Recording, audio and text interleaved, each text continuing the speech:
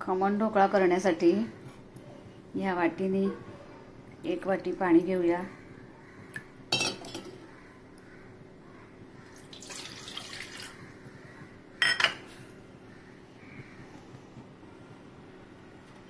त्याच्यात 1 चमचा मीठ, 1 चमचा लिंबू सत्व,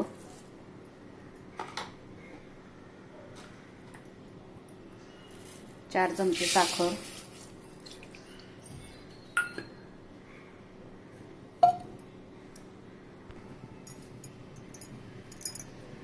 आणि तेल घेतोय 4 चमचे।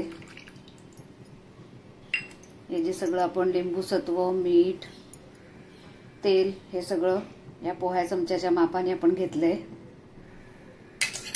आणि आता हे हलवून घेऊया साखर वितळेपर्यंत।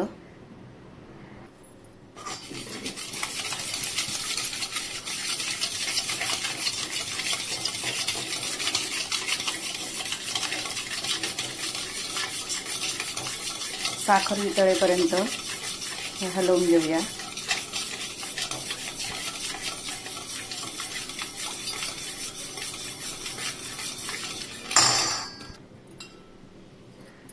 साखर माझी वितळून झाली आहे। साधारण 1 वाटी पीठ असेल, 2 वाटी पीठ असेल तर साधारण 1 वाटी पाणी लागतं। लागलं तर थोडं नंतर वरून घेतलं तरी चालतं। तर साखर विरघळून झाली आहे। थोडीशी हळद टाकूया। हळद जास्त नाही टाकायची, हळद जास्त प्रमाणात झालं तर मग असं लालसरपणा येतो। थोडीशी हळद घालूया। त्याच्यात आता हे थोडं थोडं करून पीठ टाकूया आणि ते तर हे 1 वाटी पीठ मी टाकलंय। अजून 1 वाटी पीठ, 1 वाटी पाणी ज्या मापाने घेतलंय त्याच मापाने 2 वाट्या पीठ घ्यायचंय। तर ही 1 वाटी पीठ मी आता टाकलंय आणि आता अजून 1 वाटी पीठ मी त्याच्यात टाकून घेते।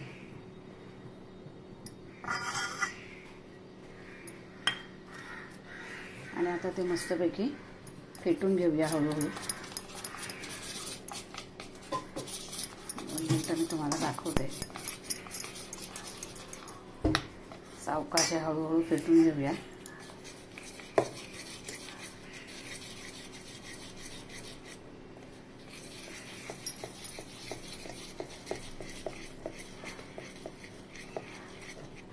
जवळजवळ 10 मिनिटं हे फेटून घ्यायचं व्यवस्थित।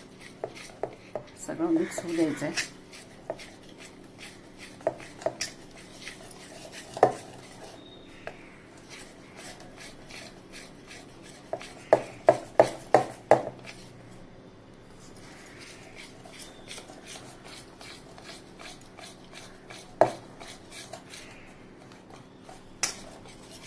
कन्सिस्टन्सी कशी झाली आहे हे बघून जर आपल्याला पाण्याची गरज वाटली तर अगदी थोडं पाणी टाकायचं आहे, नाहीतर पाण्याचं हे प्रमाण अगदी बरोबर आहे। पीठ 10 मिनिटं आता आपण मस्त घोटून घेऊया। आता आल्याचा तुकडा छोटा आणि या 3 मिरच्या या मी वाटून घेते। त्याला हे मला पिठात टाकायचं आहे।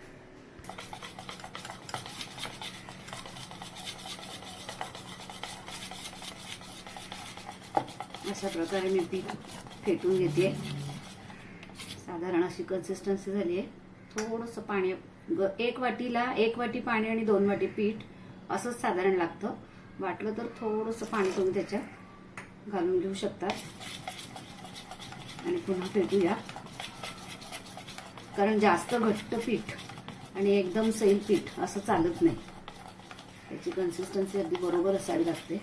घट्ट पिठाने तो चांगला फुगत नाही आणि पीठ पातळ झालं तरीही तो व्यवस्थित फुगत नाही। त्यामुळे याचप्रमाणे बघा अशा प्रकारची कन्सिस्टन्सी करायची आहे। आणि मी आता त्याच्यामध्ये हे वाटलेलं मिरची आणि आलं हे स्किप आहे, ज्याला आवडेल त्याने घालावं, पण मिरची आणि आलं मी याच्यात टाकून घेणार आहे, म्हणजे जरा छान चव येते। परंतु ते हे स्किप आहे, ज्याला आवडेल त्याने घाला। पुन्हा जरा मी पीठ फेटून घेते आणि हे सगळं फेटून घेतलेलं पीठ मी आता 15 मिनिटं तसंच ठेवणार आहे. अशा प्रकारची कन्सिस्टन्सी पाहिजे. हे बघा, जास्त घट्ट नको आणि जास्त सैल पण नको. तेव्हा आता हे पीठ मी 15 मिनिटं ठेवून देते. एका बाजूला मी पाणी गरम करायला ठेवलंय. 15 मिनिटांनी हे ढोकळा लावून घेणार आहे. आता ढोकळ्याचं पीठ मी जवळजवळ 15 मिनिटं बाजूला ठेवलंय. तयार केलेलं पीठ. तोपर्यंत आपण ढोकळ्याबरोबर खायला मिरच्या लागतात, त्या मिरच्या करून घेऊया. तर या हिरव्या मिरच्या आहेत, या मी तेलामध्ये तळून घेते. या मिरच्या आता खूप मोठ्या मोठ्या दिसत आहेत. त्याला मी आता अर्ध कट करून घेते आणि मग तळते.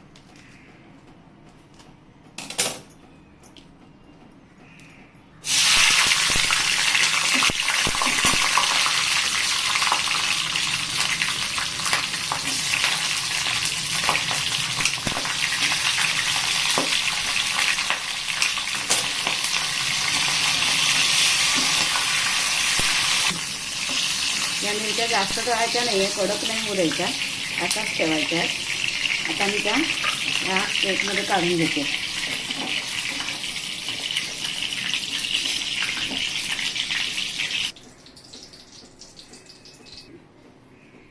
अशा प्रकारे या मिरच्या मी तळून घेतल्या आहेत. त्या जास्त नाही तळायच्या, थोडंसं रंग बदलेपर्यंतच तळायच्या आहेत. आणि त्याच्यावरती आता हे थोडं मीठ घालून घेऊया मिरच्यांवरती. भजी, बटाटा वडा, खमण ढोकळा अशा बरोबर ह्या मिरच्या खायच्या. त्याच्यावरती थोडीशी मी धणेजिरे पूड टाकते. हवा असला तर तुम्ही चाट मसाला पण टाकू शकता, पण मिरची आणि हे धणेजिरे पूड असं मी या मिरच्यांना लावून घेते. तेव्हा चाट मसाला लावला तरीही चालतो. अशा प्रकारे या खमण ढोकळ्यावरती खायच्या मिरच्या तयार झालेल्या आहेत. यानंतर आपण खमण ढोकळ्याची चटणी पण करून घेणार आहोत. आता हे पीठ मी 10 मिनिटं बाजूला ठेवलं होतं. आता ज्या वेळेला आपल्याला ढोकळा लावायचा आहे त्यावेळेला त्याच्यामध्ये अर्धा चमचा सोडा घालून घ्यायचा. ज्या वेळेला लावायचा आहे त्यावेळेला. तर आता मला ढोकळा लावायचा आहे म्हणून मी त्याच्यामध्ये आता हा बघा असा अर्धा चमचा सोडा टाकून घेते आणि मस्त फेटून घेऊया. सोडा टाकल्यानंतर पीठ कसं फुगून आलंय ते बघा.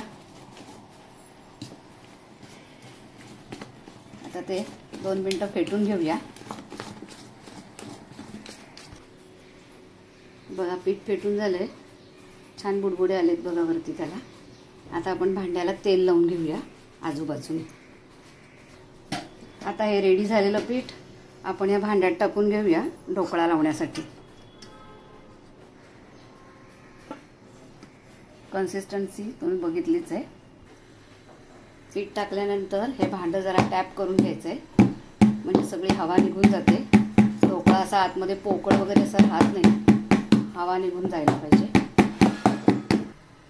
आता हा ढोकळा आपण कुकरच्या भांड्यात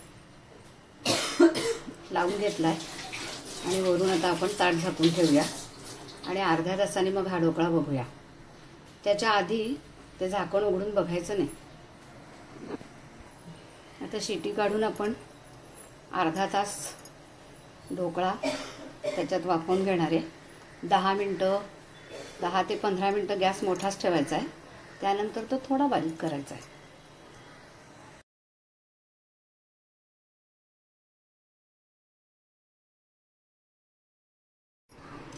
आता मी कुकरचं झाकण उघडलंय. तर ढोकळा तयार झालाय, आपण बघूया. पीठ काही लागत नाही आहे ओलं ओलं. ढोकळा अगदी व्यवस्थित तयार झालेला आहे, छान प्रकारे एकदम मस्त ढोकळा तयार झालाय. पण आता गार झाल्यानंतर आपण तो ढोकळा काढून घेऊया. जरा 15-20 मिनिटं गार करायला ठेवूया. मस्त ढोकळा फुगलेला दिसतोय. हे बघा एकदम हलका हलका, अजून गरम येतो. एकदम मऊ हलका हलका झालाय. आता हा ढोकळा गार होईपर्यंत मी आता अगोदर ढोकळ्यावर टाकायची फोडणी करून घेते. ही फोडणी मी अगदी साधी करणार आहे. ढोकळ्यावर जे साखरेचं पाणी टाकतात तशी मी करणार नाही आहे. बऱ्याच जणांना डायबिटीज असतो, अगोदरच ढोकळ्यात साखर टाकलेली असते आणि पुन्हा ही साखरेची सगळं पाणी आणि फोडणी देऊन तशी फोडणी मी नाही करत आहे. साधी फोडणी करते आहे, तशी फोडणी छान लागते. तर आता तेल मी गरम करायला ठेवलं आहे. बघूया तेल तापलं आहे का. तेल अजून तापतं आहे. तेल तापलं आहे. त्याच्यामध्ये मी आता मोहरी टाकून घेते.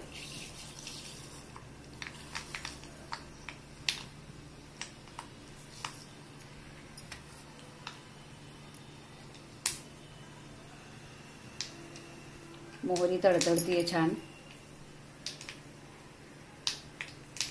मोहरी तडतडून झाल्यावरती त्याच्यामध्ये मी कढीपत्त्याची पानं टाकते.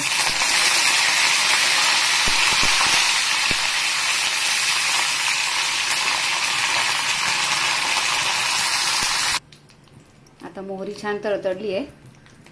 आवाज बंद झालाय तडतडण्याचा. कढीपत्ता टाकून घेतलाय. आता थोड्या प्रमाणात त्याच्यात मीठ टाकून घेऊया आणि जवळजवळ अर्धा चमचा हिंग मी त्याच्यात टाकते आणि थोडी कोथिंबीर. तेलातली कोथिंबीर चांगली लागते तेलात टाकलेली. आणि वरूनही टाकणार आहे मी खमण ढोकळ्यावर. अशा प्रकारची फोडणी मी तयार केली आहे. हिंग मीठ हे तेलात टाकल्यानंतर आणि ते खमण ढोकळ्यावरती अशा प्रकारचं तेल टाकलं ना तर ढोकळा अगदी छान लागतो. फोडणी तयार आहे. आता आपण ढोकळा काढून घेऊया. आता ढोकळा आपण आजूबाजूने सोडून घेऊया. अशा प्रकारे आपण ढोकळा आता काढून घेतलाय. आता त्याचे काप करूयात. ढोकळा अगदी मस्त फुगलाय आणि जाळीदार दिसतोय. बघा, टाकलेल्या पिठाची साईज आणि ढोकळा वाढल्याची साईज एकदम मोठा झालाय. ढोकळा फुगलाय. बघू शकता आपला ढोकळा कसा एकदम स्पॉन्जी हलका हलका झालाय बघा.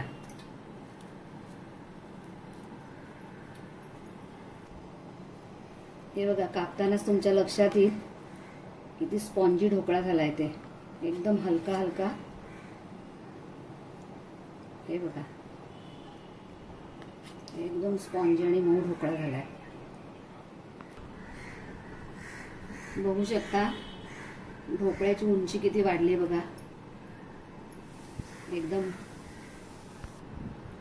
हे बघा, चारी बाजूने ढोकळ्याला अशी छान जाळी पडली आहे आणि ढोकळ्याची उंची पण किती वाढली बघा. बघू शकता. हे बघा, एकदम मऊ ढोकळा झालाय. आता आपण या ढोकळ्याला वरून फोडणी देऊया. मी आता मगाशी फोडणी तयार केली ती तुम्ही बघितलीच आहे. आता ही मस्त तेलाची फोडणी मी तयार करून घेतली. ही ढोकळ्यावरती आपण टाकून घेऊया. म्हणजे साखरेचं पाणी तयार करून ते सुद्धा याच्यावरती टाकतात, परंतु मी तशी काही फोडणी तयार केली नाहीये. ज्याला पाहिजे त्याने ती तयार करून घालू शकता. पण अशाही प्रकारचा ढोकळा छान लागतो.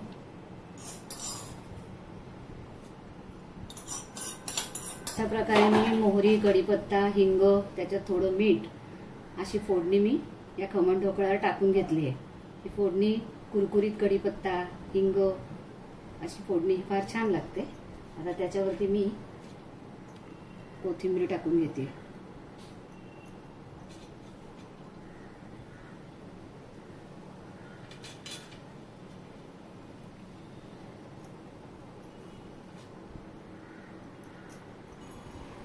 आता आपण ढोकळ्यावरती खाण्यासाठी मिरच्या केल्या आहेत, परंतु ही चटणी पण आपण करणार आहे. त्याच्यात भरपूर 1 वाटी पुदिना, 1 वाटी कोथिंबीर, 2 हिरव्या मिरच्या, थोडंसं मीठ,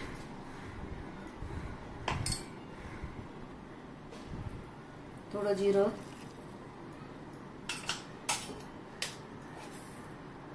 थोडी साखर आणि जवळजवळ अर्ध ते पाव लिंबू पिळून टाकूया. अर्ध लिंबू घेऊया त्याच्यात पिळून. आता थोडं पाणी टाकून मी याची चटणी करून घेते. हे बघा, थोडं पाणी टाकते आणि आपण जो खमण ढोकळा केला आहे त्याचे असे 2-3 तुकडे त्याच्यात टाकून घेणार आहे आणि याची चटणी करून घेऊया. आपण बघू शकता अशा प्रकारे हा सुंदर खमण ढोकळा तयार झाला आहे. स्पॉन्जी आणि जाळीदार आणि एकदम फुगलेला आहे. त्याच्यासाठी या मिरच्या खमण ढोकळ्यावर खाण्यासाठी. आणि ही चटणी मी आता तुम्हाला जी दाखवली, पुदिना, कोथिंबीर आणि खमण ढोकळ्याचे 2-4 तुकडे त्याच्यात टाकलेत. जिरं, लिंबू, साखर, ही खमण ढोकळ्याची चटणी. तेव्हा आता आपण हा खमण ढोकळा सर्व करून घेणार आहे. परत डिशमध्ये खायला देते मी. तुम्हाला हा खमण ढोकळा कसा वाटला, ही रेसिपी कशी झाली हे मला नक्की कळवा. आणि दुसरं म्हणजे सबस्क्राईब करायला काही पैसे लागत नाहीत, तेव्हा तुम्ही सबस्क्राईब नक्की करा. लाईक करा, शेअर करा, सबस्क्राईब करा आणि कॉमेंट्सही द्या.